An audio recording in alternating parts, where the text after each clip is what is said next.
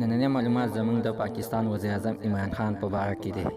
عزتمنو، د وبا بیماری د ټوله دنیا ته رسېدلی دی. ټوله دنیا نه د وبا بیماری د کم تعداد په پاکستان کې دی. نن په 24 غنټو کې ډېر زیات ته رسېدلی. نو د دې په فکر کې پاکستان وزیر اعظم عمران خان ډېر په ټینشن کې دی، په غم کې ډوب دی.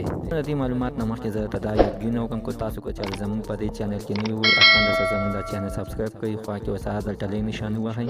هر یوه نوي معلوماتي ویډیو تاسو ته په اسانۍ باندې در ورسېږي. په نړۍ هېوادونو کې دا بیماري ډېره زیاته تیزه روانه ده. امت مسلمانان په فکر کې عمران خان ډېر په ټینشن او ډېر په فکر کې دی. دا وایي چې یعنې دا مسلمانان به زه د دې بیمارۍ نه یې څنګه بچ کړم. د دې مسلمانانو د بچ کېدلو بله لار نشته دی چې یعنې د پاسه پې روژه روانه ده او د تراویح په حال د تراویح باندې په جوماتونو کې بندیز لګوي. مولایانو ته په جواب کې وایي ورځ تر ورځه دغه د وبا بیمارۍ تعداد ډېر تیزو سره روان دی.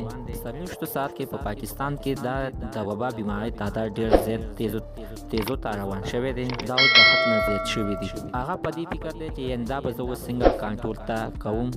د دې نه علاوه بله لار نشته چې په جوماتونو باندې بندیز ولګوي. جومات نه 5 کسان نه سیوا په جمع کې نه وي. هغه په دې شرط باندې چې د یو بل نه به په جدا جدا ولاړ وي، یو ځای کېږي به نه. د دې په فکر دی چې 4 زره نه وسره په د 2 ورځې نه مخکې 4,261 24 غنټو ته 9,250 ته ورسېدل. د دې په غم کې ډېر زیات سخت فکرمند پروت دی چې دا د وبا بیمارۍ کسان نه ورځ تر ورځه سیوا کېږي. الله تعالی دې په دې خلکو باندې خپل رحم وکړي چې یعنې اوس په جوماتونو باندې بندیز لګوي. خبره کوي چې د 50 کسانو نه به سیوا په جمع کې نه وي، تراویح به په کورونو کې کوئ. منو که چېرې تاسو زموږ په دې چینل کې نوي وئ، حتما داسې زموږ دا چینل سبسکرایب کړئ، خوا کې ورسره د ټلۍ نشان ووهئ چې ښایي یوه نوې معلوماتي ویډیو تاسو ته په اسانۍ باندې در ورسېږي.